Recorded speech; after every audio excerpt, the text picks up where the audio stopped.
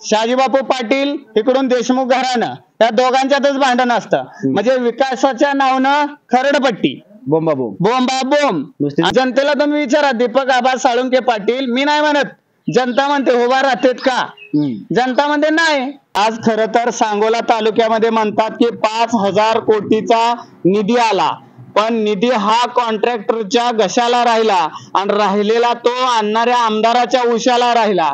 नमस्कार मंडळी, एसीबीज मध्ये मी गोरक्ष गायकवाड तुम्हा सर्वांचं सहर्ष स्वागत करतोय. मंडळी, आज आपण एक अशा व्यक्तीला भेटणार आहोत की ज्या व्यक्तीनं 2019 ला लोकसभेची निवडणूक लढवली. 2024 ला त्यांना 58,000 मतं पडलेली आहेत. धनगर समाजाचे नेते ज्यांना मानलं जातं ते आज आपल्या सोबत आहेत. काय वाटतंय, कशी झाली लोकसभेची निवडणूक? लोकसभेची निवडणूक ही प्रस्थापित विरुद्ध जनशक्ती अशी निवडणूक झालेली आहे. प्रस्थापितांकडे घराणेशाही आणि त्यांचे बापजादे हे राजकारणात असल्यामुळे त्यांना सोपी गेली, पण सर्वसामान्य कुटुंबातून राजकारण करत असताना जो काय वेदना होतात, आर्थिक परिस्थिती नसती, तसंच आपल्याला इलेक्शन करावं लागतं. पण जनतेनं आम्हाला वर्गणी काढून पैसे दिले आणि त्याच्या जोरावर आम्हाला 58,000चा आकडा गाठतात. निवडणूक ही कसं आहे, जो लढतो त्याला अनुभव येतो आणि लढणाऱ्या माणसाला जे काय माणसांनी साथ दिले त्या माणसांची इथनं पुढच्या काळात 5 वर्षात काम करणं हा आमच्यासाठी सर्वात मोठा विजय आहे. 58,000 लोकांचा मी खासदार आहे, मी तर असं उघड सांगतो. त्या 58,000ची जबाबदारी घेऊन 5 वर्षाची पुढची काढायची आहेत. त्यामुळे आम्ही पॉझिटिव्हली लोकशाहीतली निवडणूक घेतोय, त्यामुळे नैराश्यात आम्ही कधीच जात नाही. आता तुमचे बंधुराज आहेत, त्यांच्याकडे लोक सांगोल्याचे आमदार म्हणून बघतात, काय वाटतंय? 100% तिथली घराणेशाही संपवण्यासाठी परिवर्तन महाशक्ती म्हणून जे आघाडी निर्माण झाले, बच्चूभाऊ कडू साहेब असतील, राजू शेट्टी साहेब असतील, संभाजी राजे असतील, यांच्या सर्वांच्या प्रयत्नांना झालेले, त्यातनं आम्ही सरांना उमेदवारी जाहीर केली आणि 100% ही कॅन्डिडेट धनगर, मराठा समाज आणि शेतकरी 70% मतदान मिळवून प्राध्यापक आर.वाय. गुटुगडे सर सांगोल्यातून आमदारच फिक्स होणार आहेत. जे संभाव्य आमदारकीचे उमेदवार आहेत ते सुद्धा आपल्या सोबत आहेत. कसं बघता आपल्या मतदारसंघाकडे? माझा मतदारसंघ हा उपेक्षितांचा, रोजगारांचा, शेतमजुरांचा आहे आणि या मतदारसंघाला गेली 5 वर्ष झालं, 5 ते 10 वर्ष झालं प्रस्थापितांनी पैशाच्या माध्यमातून वेढलेलं आहे. आज खर तर सांगोला तालुक्यामध्ये म्हणतात की 5,000 कोटीचा निधी आला, पण निधी हा कॉन्ट्रॅक्टरच्या घशाला राहिला आणि राहिलेला तो आणणाऱ्या आमदाराच्या उशाला राहिला.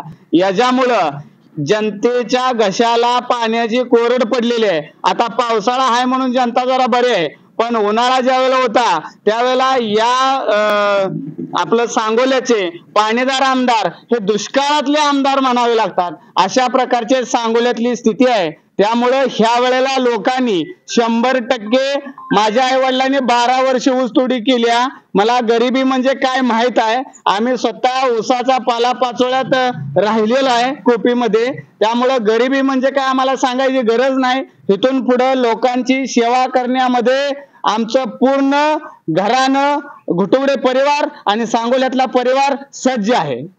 विद्यमान आमदारांचं काम कसं आहे सांगोल्यात? विद्यमान आमदाराचं हे भाषणातच जास्त आहे. त्यांना झाडी डोंगर आणि काय हटेल यातनं ते काय बाहेर येत नाहीत. त्यामुळे विद्यमान आमदाराचे दिवस हे 15 ते 20 दिवसावर येऊन ठेपलेले. आता ते इथून पुढे माजी आमदार होतील, याची जनतेने दक्षता घेतलेली आहे. आता दीपक आबा साळुंकेची पण हवा म्हणते ती. आता दीपक आबा साळुंकेची हवाय कशावर ना हवाय तुम्ही मला सांगा. गेली 50 वर्ष झालं हा माणूस 20 वेळाला की 20 वर्ष झालं लढतो म्हणतोय आणि ज्यावेळेला इलेक्शन येईल त्यावेळेला माघार घेतोय. म्हणजे हवा कशावर नाही? तुम्ही पत्रकार म्हणून त्यांचं रेशो कशावर न काढला की हवा जास्त आहे? कारण ते उभाच राहत नाही. जनतेला तुम्ही विचारा, दीपक आबा साळुंके पाटील, मी नाही म्हणत, जनता म्हणते उभा राहतेत का, जनता म्हणते नाही. मग आता का हवा कशावर झाली? अगोदरची काय त्यांना मानणारा वर्ग पहिला जुना बघा, दीपक आबा साळुंके पाटील हे व्यक्तिमत्व चांगलं आहे, पण त्यांनी उभं राहिलं पाहिजे. आपली समाजामध्ये नक्की वोटिंग बँक किती आहे हे आजमावल्याशिवाय दीपक आबा साळुंके पाटील चांगलेत आपण कसं म्हणणार? मग आता देशमुख कुटुंबियामध्ये पण 2 गट पडलेत की हो. बघा, देशमुख कुटुंबीय हे भाई गणपतराव देशमुख यांचा जोपर्यंत ते गेले तेव्हापासून हा सांगोला तालुका एका चांगल्या नेतृत्वाला पोरका झालेला आहे. आणि त्यांच्या भावाभावात भांडण असल्यामुळं ही लोक समाजात मला काम करायचं आहे आणि समाज सेवा करा, ह्यांची भांडणं मिटन आधी. एवढा मोठा आरोप करताय, काय वाटतंय आरोपला काय ती आहे का त्या? नाही, आरोप कुठं मी करतोय? बर, आरोप कधी केलाय का? त्यांच्यामध्ये भांडण आहे ही जनता सांगते. आता मला सांगा, तुम्ही दोघांची पण बघा, बाबासाहेब देशमुखांना आमदार व्हायचा आहे, होय, अनिकेत देशमुखांना आमदार व्हायचा आहे, बर, म्हणजे ही तंटा झाली का काय झाली तुम्ही सांगा. मग आता जनतेसाठी तुम्ही काय करणार आहात? अहो, ती दोन्ही पोर चांगली आहे ती. जनतेसाठी तुम्ही काय करणार आहात? हे बघा, जनतेसाठी आम्ही शिक्षण संस्था असतील, त्याचबरोबर तालुक्यामध्ये MIDC आहे, त्याचबरोबर तालुक्यामध्ये चांगली सुसज्ज सूतगिरण शिक्षण संस्था, मेडिकल कॉलेज, इंजिनिअरिंग कॉलेज, म्हणजे सांगोला तालुक्यातील आज युवक जो बाहेर मुंबई पुणे वगैरे कामाला बाहेर जात आहे तो आम्ही तालुक्याच्या बाहेर जाऊ देणार नाही, त्यांना इथंच रोजगार देणार. आणि सगळ्यात महत्वाचं म्हणजे रोजगार तर देणारच आणि त्यांना वेळच्या वेळेला पगार सुद्धा दिला जावा असं नियोजन आम्ही करणार. जनतेनं आम्हाला जर संधी दिली तर. मी कोणत्याही नेत्यावर आरोप करत नाही, जी सत्य स्थिती आहे तीच तुमच्या समोर जनता आम्हाला म्हणते म्हणून मांडलेली आहे.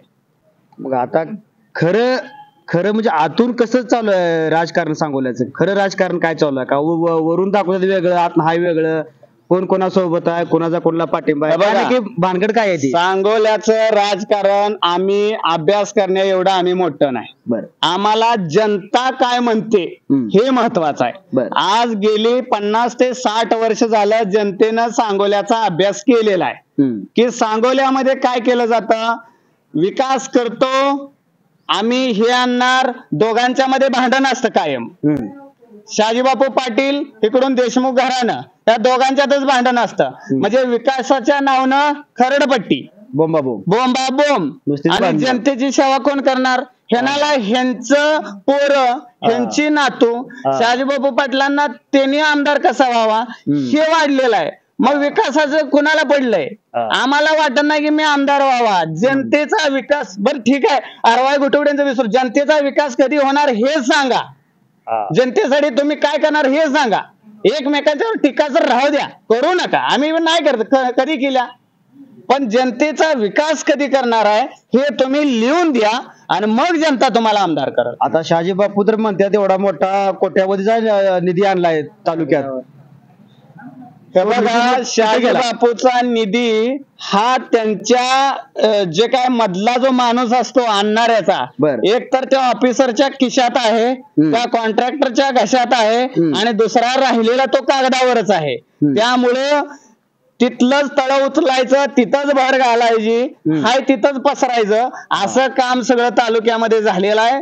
तालुक्यामध्ये भोंगळ विकास झालेला आहे. विकास कामाच्या नावानं पूर्ण दुष्काळ आहे. विकास कामाच्या नावानं दुष्काळ आहे. त्यामुळे पोकळ विश्वास ठेवण्यावर अर्थ नाही. आणि जनतेला विनंती करतो की तुम्ही राहू द्या आरवाई गुटुगडेंना मतदान. आमचा बा काय आमदार नव्हता, आमचा बा काय सोसायटीवर नव्हता, आमचा बा काय खासदार नव्हता, पण आम्हाला द्यायचं राहू द्या, पण या भ्रष्ट या नेत्यांना तरी देऊ नका, सरळ तिसऱ्या ह्याच्यावर देऊन टाका. महाविकास परिवर्तन आघाडी, महाशक्ती परिवर्तन आघाडी ही सांगोल्यामध्ये ह्या वेळेला इतिहास करणार आहे. इतिहास कसा रखला जातो? साधी साधी साधी माणसं इतिहास करतात. घराणेशाही कधीही इतिहास करत नाही. धनगर समाजानं, ओबीसी समाजानं, मराठी समाजानं या सगळ्यांनी ठरवलं की सांगोला तालुक्यामध्ये महाशक्तीचं परिवर्तन होणार आहे. आणि ही सत्ता बच्चू कडू साहेब, त्याचबरोबर संभाजीराजे, त्याचबरोबर रामचंद्रजी घुटुगडे, त्याचबरोबर अनेक जे काही गोरगरीब घराण्यातनं वर आलेले आहेत, यांच्या विचाराचा हा तालुका होणार आहे अशी जनता म्हणत आहे. आता सांगोल तालुक्यामध्ये काय आता सध्या आरक्षणाचा विषय चांगला चालू आहे, प्रत्येक ठिकाणी चालूच आहे, त्याचा काय फरक पडला का बरं? हे बघा, धनगर समाजाला आरक्षण मिळालं पाहिजे. 100% मिळालं पाहिजे. पण गेली 10 वर्ष असं लोक जे म्हणतात, हे 10 वर्ष न म्हणता गेली 60 वर्ष हे धनगर समाजाला फसवलेलं आहे. धनगर समाजामध्ये एखादा नेता जर निर्माण झाला तर त्या नेत्याला मागच्या दारानं विधान परिषद दिली जाते आणि धनगर समाजाचा आवाज उठवणाऱ्या नेत्याचा गळा दाबला जातो. अशी ही घराणेशाही आहे. त्यामुळं 60 वर्षाचा वचपा भाजप सरकार हे हल्लेला आहे, एनडीए सरकार हल्लेला आहे. बांधवांना माझी विनंती आहे, अभी नाही तो कभी नाही. मी कुठल्या पक्षाचा आहे, कुठल्या गटाचा आहे, कुठल्या ह्याचा चमचा आहे ते म्हणण्यापेक्षा मला माझा समाज महत्वाचा आहे असं म्हणून तुम्ही रिंगणात उतरा. आणि आरक्षण जर मिळालं तर देवेंद्रजी फडणवीस, एकनाथजी शिंदे आणि मुख्यमंत्री अजित दादा यांचे फोटो आम्ही आमच्या देवाऱ्यात लावू.